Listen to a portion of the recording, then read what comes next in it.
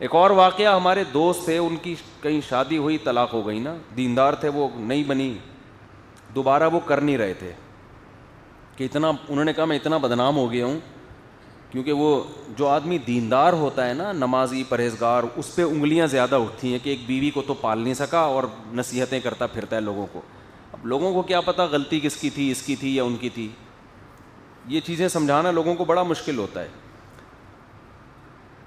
کوئی مشہور آدمی جب میاں بیوی میں ڈیورس ہونا تو نیچے کمنٹس دیکھا کریں، کچھ اس کو الو کا پٹھا کہہ رہے ہوتے ہیں شوہر کو، ابے یہ تو بندہ ہی 2 نمبر ہے، اور کچھ اس کو کہہ رہے ہوتے ہیں عورت کو کہ یہ نہیں بسا سکی. ہونا یہ چاہیے کہ آپ کسی کو کچھ نہ بولو. ہونا کیا چاہیے؟ کسی کو کچھ نہ. بھائی ہمیں پتہ ہی نہیں ہے کہ اس میں غلطی کس کی ہے. بعض لوگ کہتے ہیں ہمیں تو پتہ ہے اس کی بیوی کا بیان ہم نے سنا ہے. تو بھائی جس کو طلاق ہوگی وہ کیا اچھے اچھے بیانات دے گی؟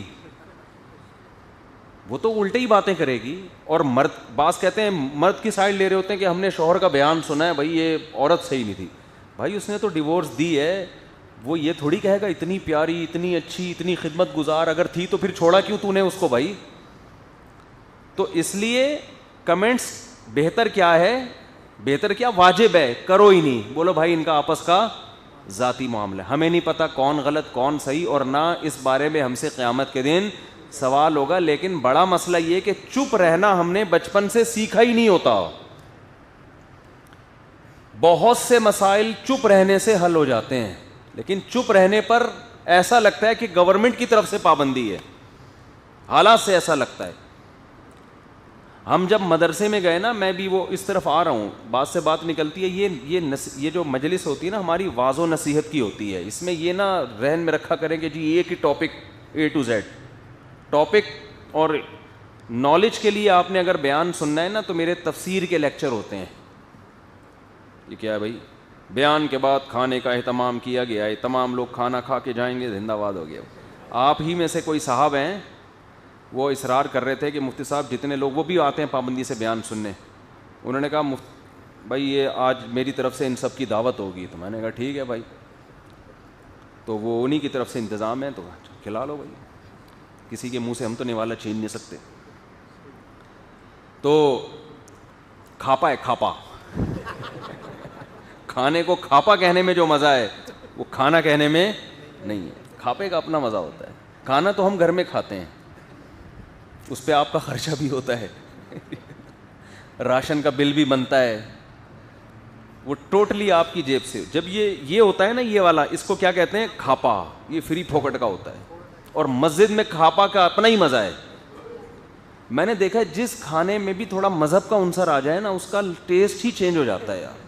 یعنی مذہب کا مطلب یا تو وہ مذہبی طور پر ہو، کوئی مذہب نے حکم دیا ہو، یا یہ کہ وہ مذہبی جگہ پہ ہو. مسجد تو عبادت کی جگہ ہے نا. تب آپ دل سے بتاؤ، تبلیغ میں جب سہروزے کے لیے جاتے ہیں ایسا مزہ آتا ہے کھاپے میں کہ آپ کو کیا بتاؤں میں. وہی کھانا آپ گھر میں کھا رہے ہیں مزہ نہیں آ رہا. تبلیغ میں جاؤ ڈبل خوراک ہو جاتی ہے، حالانکہ وہی کراچی میں ہی تشکیل ہے آپ کی، وہی پانی ہے وہی ہوا ہے. ہم جب مدرسے میں گئے تو جب ہم نے کھانا شروع کیا ہم نے کہا یار یہ تو بڑا مزہ آ رہا ہے کھانا کھانے میں. ڈبل کھاتے تھے ہم، مزہ بہت آتا تھا. میرے ایک رشتہ دار آ گئے، انہوں نے کہا یار اتنا وہ بھی پھوڑے جا رہے ہیں پھوڑے جا رہے ہیں. میں نے کہا یار کچھ اللہ نے کچھ برکت رکھی ہے کہ مدرسہ ہے، مسجد ہے، تبلیغ ہے کچھ، تو آج دیکھو کھاپے میں مزہ آئے گا انشاءاللہ. تو بیان کے بعد ہوگا. اچھا خیر، تو کیا بات چل رہی تھی؟ ہاں یہ واعظ و نصیحت کی محفل ہوتی ہے موٹیویشن کے لیے. آپ کو اگر بالکل ٹاپک پہ بات سننی ہے نا تو میرے تفسیر کے لیکچر اپلوڈ ہو رہے ہیں. مفتی طارق مسعود اسپیچز جو میرا چینل ہے اس پہ تفسیر کے لیکچرز ہیں قرآن کی. ایک 1 by 1 جتنے بھی رکوع ہیں، میرا کتنے ہو گئے لیکچر؟ میرا خیال ہے 200-250 لیکچر تو ہو. کتنے ہو گئے بھائی؟ لیکچر نمبر 150 سے اوپر ہو گئے ہیں. تو 1 by 1 وہ پابندی سے سنا کریں. یہ جو مجلس ہے نا یہ ہلکی پھلکی موٹیویشن کے لیے، امر پل ابھارنے کے لیے. تو اس میں یہ کھچڑی پکتی ہے بعض دفعہ. تو ہاں میں یہ عرض کر رہا تھا جب ہم مدرسے گئے نا تو وہاں ہم نے ایک چیز سیکھی کہ بھائی جب بڑے حضرات بیٹھے ہوئے ڈیبیٹ کر رہے ہوں تو چپ کر کے بیٹھ کے سنو. بڑے حضرات کی جو بحث ہوتی تھی، مجلس تحقیق ہوتی تھی، اس میں بھی بعض دفعہ شرکت کا موقع ملتا، بڑے علماء، تو ہمارے ذہن میں بھی کوئی بات آتی تو اٹھا کے چپ کر کے تمیز سے بیٹھ کے ابھی سنو، صرف سیکھو.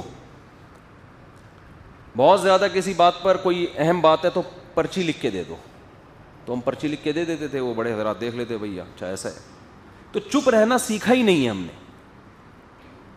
اس سے بڑے فسادات ہوتے ہیں. اگر انسان ماں باپ کے سامنے خاموشی سے ایک بات سن لے، دیکھو بعض دفعہ ایسے ہوتا ہے آپ کا رائے کا اختلاف ہوتا ہے کسی سے، آپ نے اپنی بات اس کو 1 دفعہ 2 دفعہ 3 دفعہ سمجھا دی، بس چپ رہو. آپ بولو بھائی ٹھیک ہے، جب اللہ اس کے دل میں ڈالے گا تو اس کی رائے چینج ہو جائے گی. اب مسلط نہ ہو جاؤ، نہیں یہی ٹھیک ہے، نہیں یہی ٹھیک ہے، نہیں یہی ٹھیک ہے. اس سے لڑائی ہوتی ہے، دل خراب ہوتے ہیں، نفرتیں پھیلتی ہیں.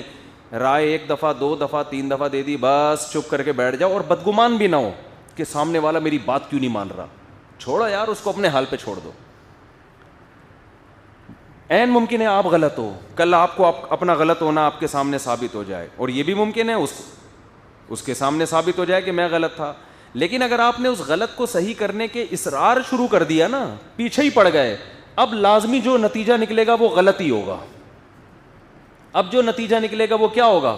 وہ غلط ہی ہوگا. اب خیر کی امیدیں نہ رکھو آپ، کیونکہ اب نفرت پھیلے گی، اب انا کا مسئلہ بنے گا. آپ بعض دفعہ انسان چیلنج کر دیتا ہے، بحث مباحثے میں اتنا آگے نکل جاتا ہے کہ واپسی کا راستہ اس کے لیے ممکن وہ نا. احبب حبیبک ہونما عسیٰ ان یکون بغیضک ہونما. کسی سے نفرت اتنی کرو کہ برداشت کر سکو، کسی سے محبت اتنی کرو برداشت. واپسی کا راستہ اپنے لیے رکھنا چاہیے. تو جب آپ بہت آگے نکل جاتے ہیں، انا کا مسئلہ بن جاتا ہے، پھر آپ کو سامنے والے کے دلائل سمجھ میں بھی آئیں گے تو آپ قبول نہیں کریں گے، کیونکہ آپ کو اپنی ذلت محسوس ہوتی ہے. پھر نفرتیں، مبالغے اور ایک دوسرے پر، اس سے بڑا معاشرے میں فساد پیدا ہوتا ہے. اس سے معاشرے میں اصلاح کبھی بھی نہیں ہوتی. تو انسان اپنا دائرہ کار سمجھے کہ میں پولیس میں ہوں یا میں ایک نارمل شہری ہوں. پولیس میں ہوں تو آپ کو اور آگے جانے کی اجازت ہے. بھائی تمیز سے نہیں آ رہا، پولیس بھیج کے زبردستی اٹھوا لو اس کو. لیکن اگر آپ دیکھو تبلیغ والے پولیس میں نہیں ہے نا، تو بیل بجاتے ہیں، اس کو سمجھاتے ہیں کہ بھائی ہم دین کے سلسلے میں ملنے کے لیے آئے ہیں اور مسجد میں بات ہو رہی ہے. وہ کہتا ہے میں آؤں گا، لیکن پتہ ہے نہیں آیا وہ. اب دوبارہ جا کے اس کو یہ نہیں کہتے آپ نے خود بولا تھا کہ میں آ رہا ہوں، آپ کیوں نہیں آئے. اگر تبلیغ والے یہ کام کرتے تو آج تبلیغ کو جتنی ترقی ملی ہے ملتی، وہ میوات کے گاؤں سے ہی آگے نہیں نکلتی. وہیں گاؤں کے سارے لوگ جمع ہو کے اتنے چترول لگاتے، بولے بھائی یہ مصیبت کھڑی ہو گئی ہے ہمارے لیے. گھر سے بلاتے ہیں، ہم ٹوپی بھی نہیں کرا سکتے، ان کو زبردستی گھسیٹتے ہیں. تبلیغ میں یہ ہدایت دی ہے بھائی ہم پولیس میں نہیں ہیں، ہمارا کام واعظ و نصیحت ہے. ایک دفعہ آرام سے بیل بجا کے بندے کو بلاؤ. اگر اندر سے بندہ بول دے نا، بچہ بول دے ابو نہیں ہے گھر پہ، تو ان سے تفتیش نہیں کرو کہ نہیں سچ کہہ رہے ہو کہ جھوٹ کہہ رہے ہو، بس مان لو کہ نہیں ہے. حالانکہ ہوتے ہیں بعض دفعہ ابا خود ہی کہہ رہے ہوتے ہیں بچے سے کہ جا کے بولو میں گھر پہ نہیں ہوں. بچہ آ کے یہی بول رہا ہوتا ہے کہ ابو کہہ رہے ہیں میں گھر پہ نہیں ہوں. یہ ہوتا ہے بعض دفعہ، بچہ خود آ کے کہہ رہا ہوتا ہے کہ ابو کہہ رہے ہیں میں گھر پہ نہیں ہوں. تبلیغ والے پھر بھی منہ نیچے کر کے چلے جاتے ہیں کہ بھائی ہم واعظ ہیں، ہم نصیحت کرنے والے ہیں. قرآن کہہ رہا ہے نا کہ آپ ان پر داروغہ نہیں ہیں، مسلط نہیں ہے ان کے اوپر کہ بس گھسیٹنا ہے آپ نے. یہ کام گورنمنٹ کا ہوتا ہے. حکومت کو شریعت نے نہ صرف اجازت دی ہے بلکہ حکومت کو شریعت نے حکم دیا ہے کہ وہ برائی کو ڈنڈے کی طاقت سے روکے. لوگ نا اس میں مبالغہ دو انتہا کی طرف ہیں. کچھ لوگ کہتے ہیں اسلام میں نرمی ہے، سختی ہے ہی نہیں، بالکل پولائٹ بس. اور کچھ اس کو کہتے ہیں کہ ہر جگہ کیا کرنی ہے، سختی. ایسا نہیں ہے، اسلام نے دائرہ کار بنایا. جو جس کے پاس پاور ہے، حکومت ہے، اس پر لازم ہے کہ وہ سختی کرے. سعودی عرب میں ڈنڈا چلتا تھا، اگر آپ مسلمان ہو نماز نہ پڑھو چھوڑتے نہیں تھے وہ. یہ بالکل صحیح قانون تھا سعودی عرب میں. تو دکانیں بند. تو جس کے پاس گورنمنٹ ہے، حکومت ہے، وہ کر سکتا ہے، اس پہ تو سختی لازم ہے. کیونکہ حکومت کی سختی کرنے سے اس کے سائیڈ ایفیکٹ کم ہیں اور فائدے زیادہ ہیں. کیونکہ حکومت کے خلاف کوئی کھڑا تھوڑی ہوگا تو حکومت اٹھا لے گی اس کو، آ جا بھائی گڈی نوٹ سائڈ تلا، پولیس والے پکڑ لیں گے اس کو. لیکن عام آدمی جب سختی کرے گا تو وہ سامنے والا بولے گا تو میرا باپ ہے، تو میرا ماموں ہے، تو کون ہے بھائی، مجھے کیوں مسلط ہو گیا میرے اوپر. بتا دیا نا سگریٹ اچھی چیز نہیں ہے، بس کافی ہے، اب جا اپنا کام کر. تو بعض دفعہ دیندار لوگ چپک جاتے ہیں سامنے والے کو، سمجھا رہے ہیں، گھروں میں لڑائیاں شروع، چھوٹا بھائی بڑے بھائی کے جان کو عذاب آ جاتا ہے، اس کو نصیحتیں کر رہا ہوتا ہے، اولاد اپنے باپ کے لیے عذاب بن جاتی ہے، اس کو سمجھا رہے ہیں ابا آپ یہ غلط کر رہے ہو، ابا آپ یہ، باپ کو غصہ آتا ہے بھائی تو میرا باپ ہے یا میں تیرا باپ ہوں؟ تو بھائی اپنے دائرہ کار کو انسان دیکھے کہ گھر میں پہلے فیصلہ کرے ابا ان میں ہے کون سا. ابا کو یہ حق ہے کہ وہ آپ پہ سختی کرے، آپ کو حق نہیں ہے کہ آپ ابا پہ سختی کریں. ابراہیم علیہ السلام کے والد کتنا بڑا جرم کر رہے تھے، بتوں کو بنا کے بیچنا، معاشرے میں شرک کو پروموٹ کر رہے ہیں، اس سے بڑا کوئی جرم ہو سکتا ہے؟ ابراہیم علیہ السلام نے ڈنڈے سے نہیں ان کو سمجھایا ہے، محبت سے سمجھاتے رہے. جب بالکل نا امید اور مایوس ہو گئے، سلام علیک، آپ پر اللہ کی طرف سے سلامتی ہو، بس میں ہجرت کر کے جا رہا ہوں بس.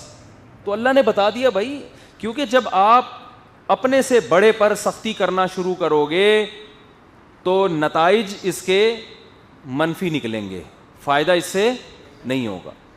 اسی طرح عوام پر بھی یہ لازم ہے کہ گورنمنٹ کو تلوار سے صحیح کرنے کی کوشش نہ کرے، ڈنڈے سے صحیح کرنے کی کوشش نہ کرے، عزت دے کے اس سے جو کچھ کروایا جا سکتا ہے حکمران سے، وہ اس کو رسوا اور ذلیل کر کے نہیں کروایا جا سکتا اس سے.